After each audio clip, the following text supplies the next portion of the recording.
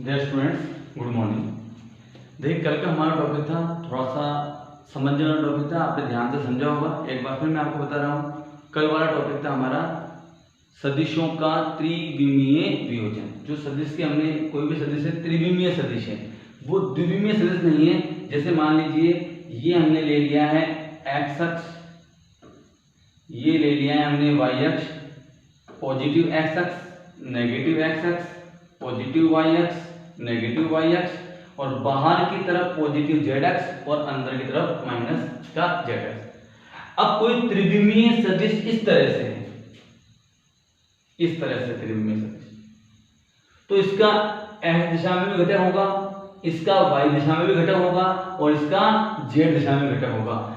अगर कोई सदिश द्विविमीय है, ये x और y और ऐसे है, और ये कोण थीटा है x अक्ष से। अब द्विविमीय सदिश है, अगर इसका x अक्ष से कोण थीटा है तो y अक्ष से कोण 90 माइनस थीटा होगा, फिक्स है। जबकि यहां पर त्रिविमीय सदिश जब लिया था हमने, कल सदिशों का त्रिविमीय वियोजन किया था, तब ध्यान दीजिए x अक्ष से कोण अल्फा लिया था, y अक्ष से कोण बीटा लिया था और z अक्ष से कोण गामा लिया था। और किसी भी सरल रेखा यानी सदिश द्वारा, सदिश एक सरल रेखा द्वारा प्रदर्शित किया जाएगा, तो किसी भी सरल रेखा या सदिश द्वारा अक्षों से बनाए गए कोण को, उस सरल रेखा की हम दिक्कोज्जयन कहते हैं। कोस अल्फा, कोस बीटा और कोस गामा। और मैंने बताया था आपको कि यहां पर क्या नियम चलता है। यहां पर तो त्रिकोणमितीय सरल समीकरण चलती है कि cos square theta plus sine square theta का मान हमेशा कितना होता है, 1। यहां क्या होगा, किसी भी सरल रेखा द्वारा सरल रेखा की दिक्कोज्यों के वर्गों का योग, याद है कल लिखवाया था हमने बेटा, एक होता है cos square alpha plus cos square beta plus cos square gamma बराबर 1। तो उस त्रिविमीय सदिश का जो हमने डेरिवेशन किया था, याद कीजिए, उसमें हमने इस तरह डायग्राम लिया था।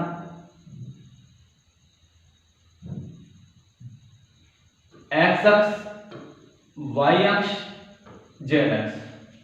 हमने एक त्रिविमीय सदिश लिया, ऐसे मान लीजिए बिंदु P है। इस बिंदु P से हमने ये वाला समतल, देखिए ये समतल, ये वाला जेड अक्ष ऐसे होगा तो ये समतल होगा एक्स जेड समतल। तो इस बिंदु P से ये बिंदु P, हमने ये बिंदु P त्रिविमीय है, ये एक्स वाले समतल में नहीं है। ये बिंदु P आपकी ऐसे है, देखिए यहां पर है। यहां से हमने इस एक्स जेड समतल पर लंब डाला था, इससे y वाले पे लंब डाल दिया इस y अक्ष पर, तो ये y दिशा में घटक हो जाएगा इसका। यहां पर लंब डालेंगे x z समतल पर, तो ये यहां पर ऐसे लिया हमने, इससे x z समतल पर जो लंब डाला उससे x अक्ष पर लंब डाला, ये यहां से यहां तक x दिशा वाला घटक बनेगा, यहां से यहां तक y दिशा वाला घटक बनेगा, और यहां से इधर भी लंब डाला तो यहां से यहां तक बनेगा z दिशा वाला घटक। इसके हमने जो पॉइंट डाले थे वही पॉइंट में आज डाल रहा हूं। ये पॉइंट हमने M लिया था, ये N लिया था, ये T लिया था, ये S, और ये मूल बिंदु O, और ये बिंदु P था, ये A सदिश था। सबसे पहले हमने त्रिभुज कौन सा लिया था, त्रिभुज ले लिया था हमने OMP।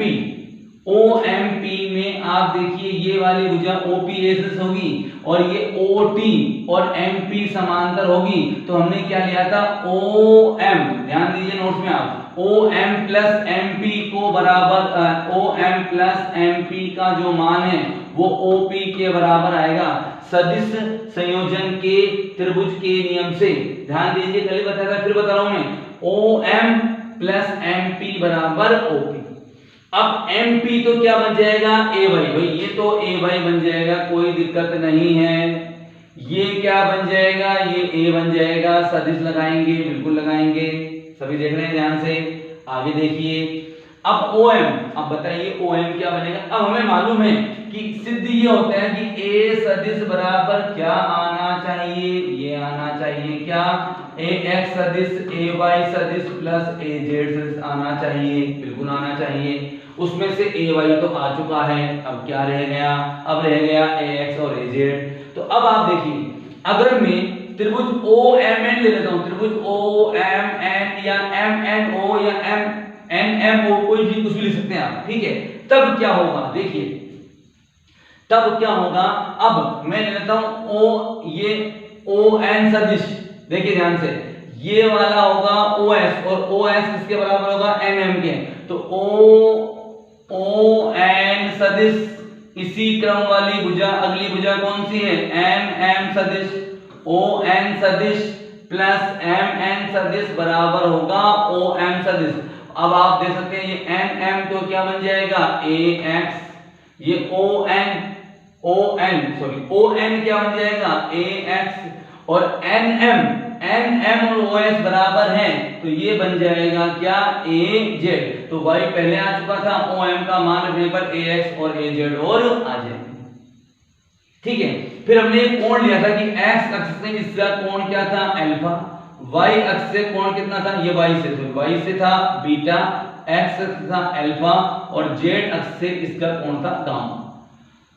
तो अब x अक्ष की दिशा में घटक ax बराबर लिखेंगे a cos अल्फा, ay बराबर क्या लिख देंगे y से कोण बीटा है तो cos बीटा, z से कोण क्या है गामा है तो cos गामा लिख देंगे। बिल्कुल सही बात है। अब हम क्या करेंगे, अब हम इन तीनों को वर्ग करके जोड़ेंगे। तो वर्ग करके जोड़ने पर हमें क्या मिलेगा, देखिए मैं इधर लिख देता हूं, वर्ग करके जोड़ने पर हमें क्या मिलेगा ax का स्क्वायर प्लस ay का स्क्वायर प्लस az का स्क्वायर मिलेगा कि नहीं मिलेगा बताइए। इधर से आप a स्क्वायर तीनों में से आप कॉमन ले लेंगे तो इधर ब्रैकेट में क्या बचेगा cos square alpha, cos square beta और cos स्क्वायर गामा बचेगा। तो इसका मान कितना हो जाएगा 1। तो a सदिश का परिमाण कितना आ जाएगा ax square plus ay square plus az square.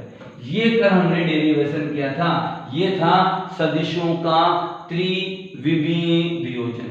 यहां पर ये बात ध्यान दीजिए, किसी भी सरल रेखा किसी भी सदिश द्वारा x अक्ष से बनाया गया कोण अल्फा है तो और y अक्ष से बनाया गया कोण बीटा है और z अक्ष से बनाया गया कोण गामा है, तो cos अल्फा, cos बीटा और cos गामा को हम उस सरल रेखा की दिक्कोज्जाएं कहते हैं और किसी भी सरल रेखा की दिक्कोज्जाओं के वर्गों का योग सदैव 1 होता है। ठीक है dear students, okay, thank you.